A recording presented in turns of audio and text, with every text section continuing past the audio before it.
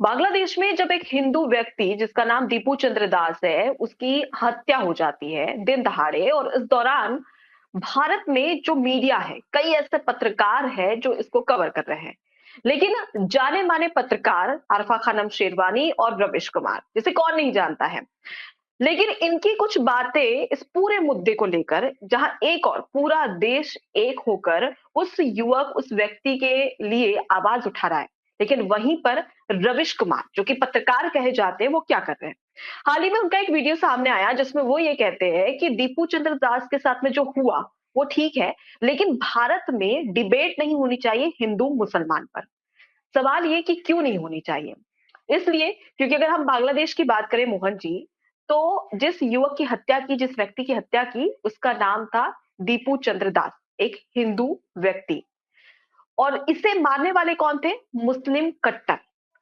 लेकिन भारत में हिंदू बनाम मुसलमान की डिबेट क्यों नहीं होनी चाहिए? नहीं, नहीं, आपने गलत समझा। जो रवीश कुमार कह रहे हैं ना कि भारत में हिंदू-मुस्लिम पर चर्चा नहीं होनी चाहिए। दरअसल उनके कहने का मतलब है कि भारत में हिंदुओं पर चर्चा नहीं होनी चाहिए। मुस्लिम पर तो वो चर्चा खुद ही करते हैं। आप कोई भी निकाल लीजिए, तमाम भारत में घटनाएँ होती हैं।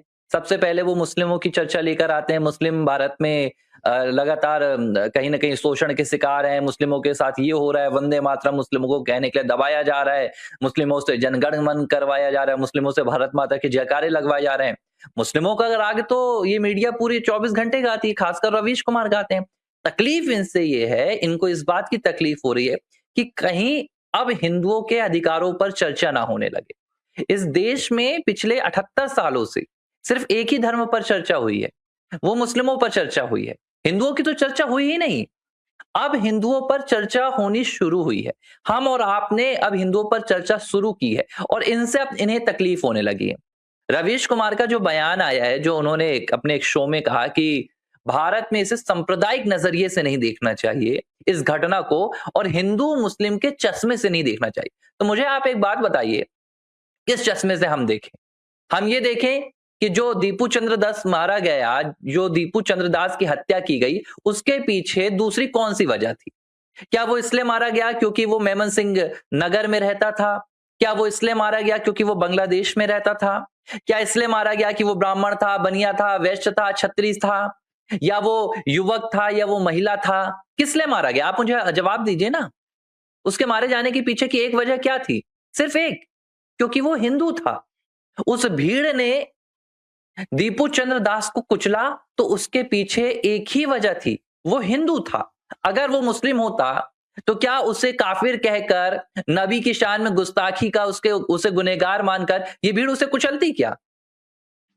बिल्कुल नहीं कुचलती। एक और बड़ी चीज यहाँ पर है कि रवीश कुमार की एक और बड़ी बात सामने आई थी उनके चैनल में, जिस तरीके से उन्होंने कहा था कि जब बांग्लादेश की पूर्व प्रधानमंत्री शेख हसीना, उनकी सरकार गिरी थी, तो उसके बाद में हमने खुद ने देखा था कि बांग्लादेश में किस तरीके से हिंदुओं पर अत्याचार लगातार बढ़ते जा रहे थे और उसकी कई वीडियोस हमने भारत में भी देखी।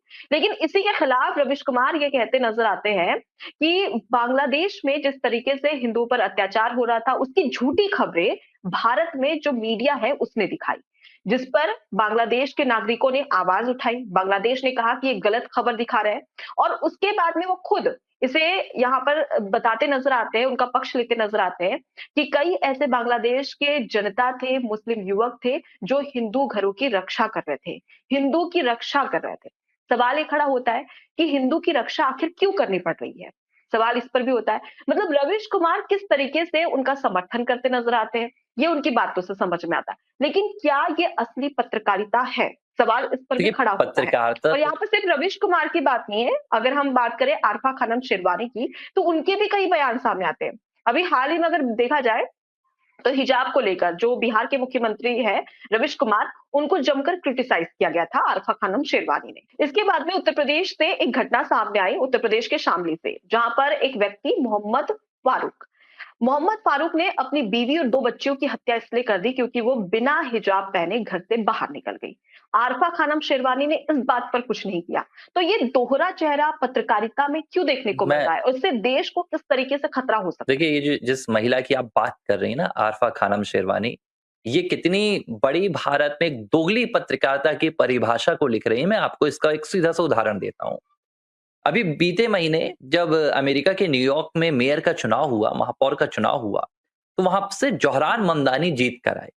जोहरान ममदानी की जीत को दुनिया भर की मीडिया ने, सिर्फ भारत की ये जो आपकी शेरवानी है, क्या तो इनका नाम है, सिर्फ इन्होंने नहीं कहा, दुनिया भर की मीडिया ने कहा कि देखिए, एक जो मुस्लिम उम्मीदवार था, वो क्रिश्चियन एक मेजॉरिटी में जीत कर आ रहा है।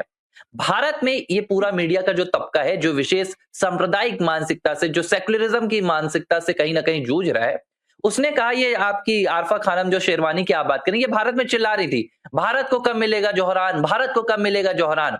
हमने इनके सामने ढेरों उदाहरण पेश किए। हमने इन्हें बताया कि भाई भारत के पहले शिक्षा मंत्री मौलाना अबुल कलाम आजाद थे, नहीं पता है तो जाकर आप किताब उठाइए। हमने इन्हें बताया कि भारत के राष्ट्रपति जिन्हें अब तक की सर्वाधिक लोकप्रियता मिली, वो डॉक्टर एपीजे अब्दुल कलाम थे। हमने इन्हें बनाया कि भारत के जो उपराष्ट्रपति थे, वो भी मुस्लिम थे। लेकिन इन्हें क्या चाहिए? इन्हें चाहिए प्रोपोगेंडा। अभी मैं आपको उदाहरण दे रहा हूं, केरल का चुनाव हुआ था, जो तिरुवनंतपुरम में पूरे केरल के जो अलग-अलग म्युनिसिपल कॉर्पोरेशन चुनाव हुए थे, उनमें से एक सीट पर भारतीय जनता पार्टी की एक मुस्लिम उम्मीदवार हिंदू बाहुल इलाके से जीत कर आई।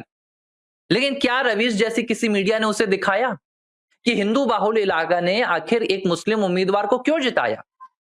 कहीं चर्चा नहीं हुई।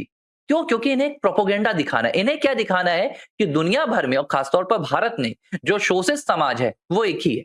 जो वंचित समाज है, वो एक ही है। अगर जुल्म हो रहा है, तो वो एक ही समुदाय के ऊपर हो रहा है। अगर हत्याएं हो रही हैं, तो वो एक ही समुदाय के लोगों की हो रही हैं। अगर कोई अपराध हो रहा है, तो वो एक ही समुदाय के साथ हो रहा है। और वो कौन सा समुदाय है? वो मुस्लिम समुदाय है। इनकी जो सेक्युलरिज्म की मानसिकता है, जो इनकी सेक्युलरिज्म की परिभाषा है, उसमें हिंदू नहीं आता है। ये बड़े मजे की बात है। उसमें सिर्फ और सिर्फ मुस्लिम आते हैं।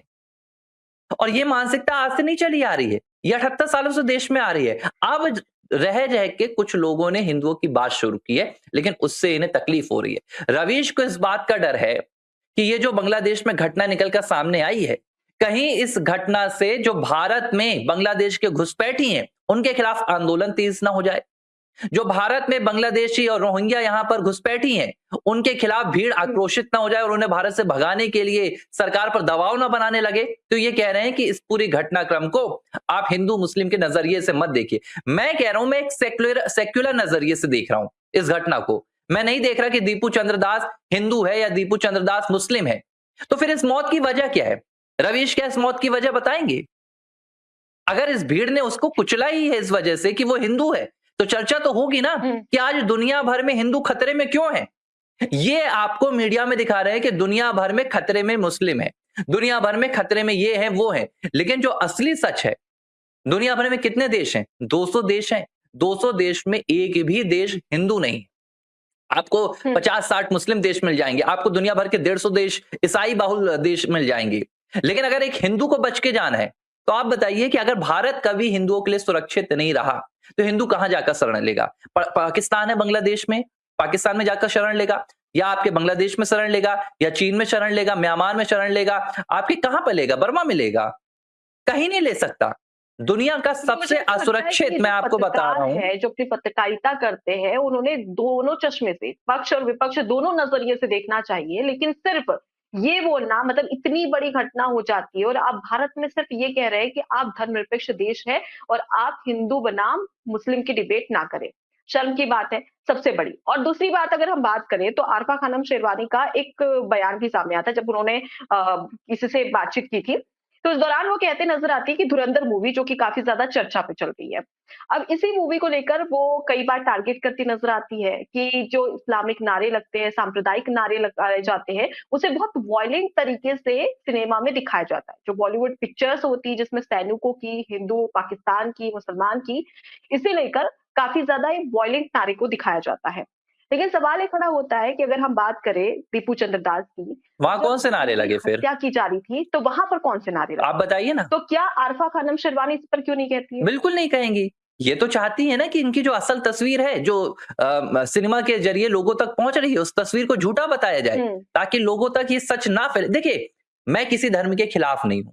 मुझे ये पता है कि कोई भी धर्म इस तरह की बातें आपको नहीं कहेगा कि आप जाकर भीड़ बनाकर एक हिंदू को कुचलिए या एक सिख को कुचलिए, एक ईसाई को कुचलिए। लेकिन धर्म में कहीं न कहीं एक जिहादी मानसिकता के लोग जो जुड़ जाते हैं, जो धर्म को अपने लिहाज से परिभाषित करते हैं, जो धर्म को अपने तरीके से चलाना चाहते हैं, ये वो मानसिकता है। ये जो आरफा खानम शेरम जो भी आप इसकी बात बता रही हैं, ये उस जिहादी मानसिकता को कहीं न कहीं बढ़ाने की कोशिश कर रही हैं। सीधी-सी बात है ना, आप अगर को ये सिनेमा को सच्चाई नहीं मानती हैं, तो इनको आपको बांग्लादेश की तस्वीर दिखानी चाहिए। वहाँ कौन से नारे लग रहे थे?